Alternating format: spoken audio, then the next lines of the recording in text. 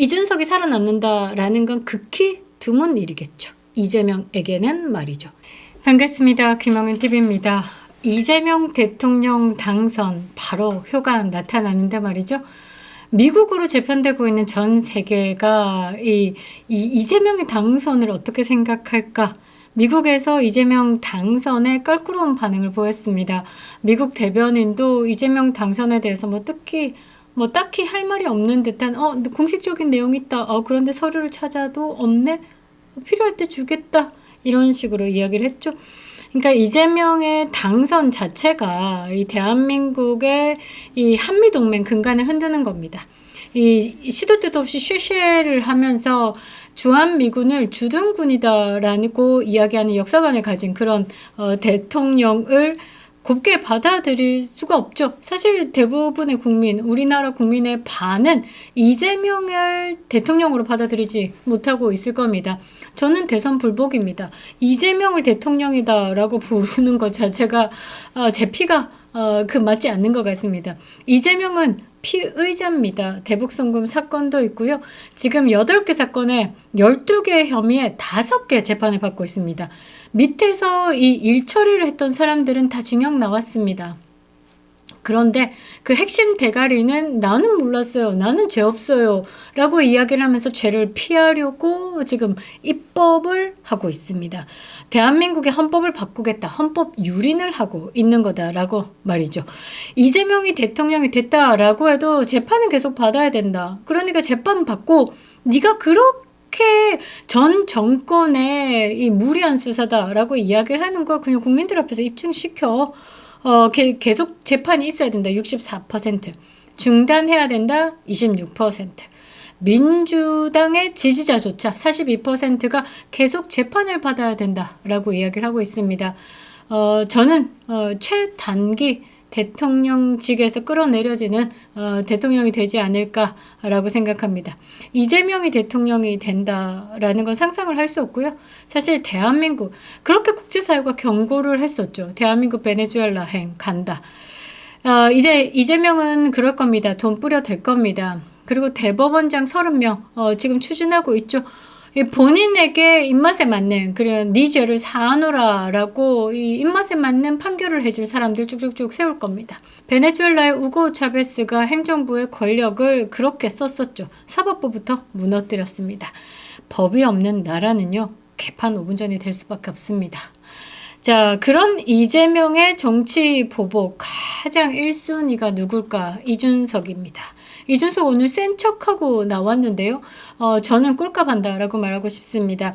이준석이 10%를 넘지 못했습니다. 8.34%로 그쳤습니다. 그러니까 선거비 보전 받을 수 있는 10%대에 모자라죠. 그러니까 돈은 돈대로 날리고 정치 인생 나락가고 그리고 이재명 아들 젓가락 발언으로 여성의 신체 훼손인지 남성의 신체 훼손인지 성기 요도구멍 젓가락 후장 이런 것들 이야기를 하면서 제대로 낙인 찍혔죠. 좌표 찍혔습니다. 이 킬 오다 떨어뜨렸죠. 이준석이 본인의 정치 인생 마감이다라는 것을 알고 지금 좀 많이 딸랑딸랑 거리기 시작했는데 말이죠. 끝난 것 같습니다. 이 토사구팽이다라는 말이 있죠. 이준석이 딱 그 짝이다라고 저는 보고 있는데 국민들 앞에서 되게 센 척했습니다. 어떤 센 척이냐. 이준석은 정치적 파산뿐만 아니라 개혁신당 당도 파산할 것이다. 네 오도 갈 데 없네? 라고 조롱받으니까 아니 나 선거비 있잖아. 그거 흑자 냈는데? 그래서 그지 아닌데? 이렇게 이야기를 했다라는 거죠. 이 당이 말이죠. 이 헛소리를 좀 하는 것 같습니다. 자, 흑자가 났다. 이거 밝혀야 되겠죠. 선관위의 회계 정리 한번 보겠습니다. 자, 선거 비용과 관련돼 가지고 이미 후원금으로 다 충당했다. 정당 보조금 다 반납해도 흑자라는 얘기다라고 밝혔습니다. 아니, 후원금 열었습니까? 이 동네 집집마다 자필로 쓴 편지 보냈더라고요. 자신을 후원해달라. 그래서 바로 갈게갈게 찢어버렸습니다. 그런 식으로 보조금 후원을 받았다라고 하면 제대로 밝혀야 되겠죠. 이 개혁신당이 돈 관계가 굉장히 지저분합니다. 우리가 그 사회생활을 하면서 가장 피해야 될 사람이 어떤 사람이냐? 이렇게 패배주의에 만연한 사람, 그리고 모든 것을 남 탓으로 돌리는 사람, 그러니까 뭐든 다 합리화시켜버리는 사람. 그 다음에 가장 피해야 되는 게 뭐냐면 동관계 지저분한 사람. 이준석이 그런 것 같습니다. 제대로 된 사회생활을 안 하다 보니까 동관계가 지저분하면 얼마나 문제가 생기는지를 잘 모르는 것 같은데요. 이 당은 이낙연과 합당하고 한 열흘 만 11일 만에 붕당하면서 6억 6천만 원 보조금 슈킹했죠. 돈관계 지저분합니다. 그래서 허은하 당대표가 이준석의 개혁신당의 회계, 배임 뭐 이런 부분에 문제가 있다라고 선관위에 고발한 상태입니다. 그러고 민주당 갔습니다. 많은 정보가 민주당에 제보가 됐을 거다라고 생각을 하는데 이준석이 굉장히 센 척, 나 흑자 힘들지 않아, 돈으로는 빵빵해 뭐 이런 소리를 했는데 정치하고 택시기사로 전향할 것 같습니다. 그나마 지가 가지고 있는 라이센스가 이 택시기사 자격증이잖아요. 이준석 석사도 할 수 있을까? 저는 못한다라고 봅니다. 왜? 학사가 제대로 받쳐줘야지 말이죠. 어디 가서 중국어 강사 정도는 할 수 있지 않을까라고 생각을 하는데 일단 전반적으로 정치는 끝났습니다. 끝내야 되는 거고 네가 하고 싶다라고 해도 국민이 끌어내릴 겁니다. 7% 하버드 똥개 최후다라는 말입니다. 보수 분열의 끝판대장 이준석. 대선의 충격을 벗어나지 못하고 있는 국민들에게 두 명의 이름이 오르고 내리고 있습니다. 한동훈과 이준석. 그러니까 지금 이 분노에 대한 표현을 어떻게 해야 되나, 이 두 놈부터 때려 죽이겠다라는 분노가 들끓고 있다라는 거죠. 22대 대한민국 대통령이 이재명입니다. 국격이 추락했다. 그리고 저는 어떻게 생각하냐면요. 이 처칠의 말처럼 모든 나라는 그 나라의 국민 수준에 맞는 지도자를 갖는다. 가슴이 아픕니다. 막 찢어지는 것 같습니다. 우리나라 수준이 참으로 후지다. 계속 말씀드리는데요. 22대 대한민국 대통령 이재명이다 라는 겁니다. 저는 대선 불복합니다. 이재명을 대통령으로 받아들일 수 없습니다. 부정선거가 빤했죠. 그리고 여기 화면 한번 띄워드릴 건데요. 본투표에서 말이죠. 이 김문수 후보가 이재명을 완벽하게 제꼈습니다. 그런데 사전투표에서 뒤집어졌죠. 대한민국 사전투표 제도 없애야 됩니다. 이 젖바리 진영의 사람들이 입법부를 장악하기 위해서 가장 손쉽게 쓰는 제도다라고 저는 생각합니다. 자, 지금 이 어이없는 22대 대통령 이재명을 만든 이준석 오늘 이야기해드리고 싶습니다. 보수 파괴 아이콘 이준석에 대해서 다루겠습니다. 구독과 좋아요 버튼 꼭 눌러주시고요. 끝까지 시청 부탁드리겠습니다. 큰 힘이 되고 있습니다. 자, 이준석이 이번 대선에서 보수표 갈라먹고 지지하는 중도 보수 유권자까지 실망시키면서 스스로 정치 인생 단축시켰습니다. 아따 많이 받았습니다. 8.34% 득표율 처참하죠. 10% 넘으려고 마지막 발악을 했었습니다. 그러니까 뭐라고 했냐, 페이스북에 이미 패배했다. 대선 본투표 전날 대선 패배했다. 이재명의 세상이 온다. 인정한다. 그런데 김문수 어떻게 해도 안 된다. 그러니까 나한테 표 좀 줘. 어차피 안 되는 김문수 나 표 좀 갈라서 나 선거비 보존 좀 받게 해줘. 이따우 취지로 페이스북에 글을 올렸죠.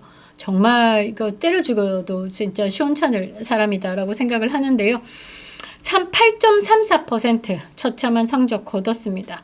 본인의 지역구 동탄에서 말이죠. 13.99% 지지를 받는데 그쳤습니다. 아니 이준석이 동탄에서 42가 46% 받지 않았습니까? 그런데 자기 지역구에서 13.99%다. 15%도 넘지 못하는 지지를 받았다라는 건 이준석 동탄에서 어떻게 금배지를 달았을까 의심이 가는 대목입니다. 그러니까 이준석이 본인의 득표율이 15% 넘을 것이다 또는 10% 넘어서 의미 있는 뭐 기록을 할 것이다 라고 자신만만했던 건 아마 현실감 없는 나르시시즘이 작동한 것이 아닐까라고 생각을 하는데요. 자, 이번에 대선에서 이준석의 쓰임은 두 가지였습니다. 뿌락지 아니면 중독자죠.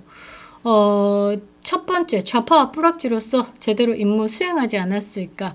보수표 분산시키고 김문수 후보 공격하면서 이 보수의 전열을 무너뜨리는 목적으로 이준석이 처음 시작했다. 그런데 이준석이 토론회를 거치면서 자신이 좀 붙었죠. 토론회 잘했다라고 자꾸 지지율이 뿡뿡뿡 오르니까 막판에 토론회 3차 때 이거 15% 의미 있게 받고 선거비 보존 전액 받고 내가 정치인으로서 제대로 한 이름 날려봐 이러면서 뭘 던졌냐? 젓가락 던졌습니다. 이동호 아버지 심기 불편하게 했죠. 동호가 젓가락으로 신체 훼손을 한다. 후장, 공소장 띄우면서 이재명의 눈밖에 났습니다. 완전히 좌쪽 진영이 분노했죠. 그때 그렇게 얘기했습니다. 메시지를 공격하는 게 아니라 메신저를 공격한다. 왜? 젓가락 사용하겠다라고 댓글을 추적해 남긴 이동우가 아니라 그것을 전달한 이준석에게 공격하는 이유는 뭘까? 세자 방탄이구나 이런 생각을 했었는데요. 자, 이때 살짝 딱 돌아가지고 지 가치를 좀 올리고자 토론회 3차 때 이제 오버했죠. 그러다가 막판에 김문수 후보와 단일화로 살아남을까? 나를 보호하는 어디 좀 만들어 볼까 하다가 이 좌쪽 진영에서 제대로 이쁨 받기 위해서 끝까지 완주한 것이 아닐까. 완주할 테니까 저에게 화내신 거 좀 걷어주십사 합니다. 완주해서 대통령 만들어 드리겠습니다. 이렇게 하지 않았을까? 이재명의 집권을 돕고 자신에게 오는 보복 정치에 대해서 걷어주십사 구걸한 것이다 라고 저는 생각을 합니다. 또 다른 쓰임 중에 하나는 정치 중독자의 자기 도취가 완전히 도를 넘었다 정도로 봐야 되겠죠. 끝까지 단일화를 거부했다. 뭔가 완주가 가능할 것이다. 그러고 이제 국민의힘 당 잡사야지 이런 거 생각하지 않았을까. 그러니까 일단은 이준석의 쓰임은 일단 이재명 대통령 만들기에 제대로 쓰였다라는 거죠. 본인의 뽕에 취해서 끝냈다. 그러니까 본인 스스로도 끝냈고 이재명에게도 제대로 이제 공격당할 거고 만일에 이재명에게 마지막에 야, 너 단일화 하면 안 돼. 마지막까지 완주해가지고 김문수 후보 당선 안 되게 만들고 내 당선에 돕는다라고 하면 내가 좀 생각해 줄게. 그래서 끝까지 완주했다라고 하면 제대로 토사구팽 당할 겁니다. 제대로 쓰이고 버려질 거다라는 거죠. 결국 이준석은요. 김문수 후보 똥칠하면서 끝까지 완주했습니다. 그 결과가 이재명의 승리 그리고 보수의 패배다라는 거죠. 정치 파산자입니다. 이제 남은 건 뭐냐? 이재명의 수사와 심판뿐입니다. 심판은 국민에게부터 받겠죠. 정치 복귀 못합니다. 유승민이 어디 파산해서 못 나옵니까? 국민들이 나왔다가는 쾅세리마 이거 아니겠습니까? 그리고 김무성 윤석열 정부 초반에 인선할 때 민주평화통일자문위원회의 그러니까 민주평통이죠. 수석 부의장에 내정된 걸 가지고 온 국민이 들고 일어나가지고 이 내정도 취소가 되기도 했습니다. 그러니까 국민들의 강한 저항으로 정치에 발을 들이지 못하고 있는 거죠. 이준석도 마찬가지일 겁니다. 이준석은 선거 끝나고 이렇게 될 겁니다. 앞으로 지켜볼 만한데요. 재밌을 겁니다. 그런데 센 척한다고 나는 선거를 흑자로 마무리했다.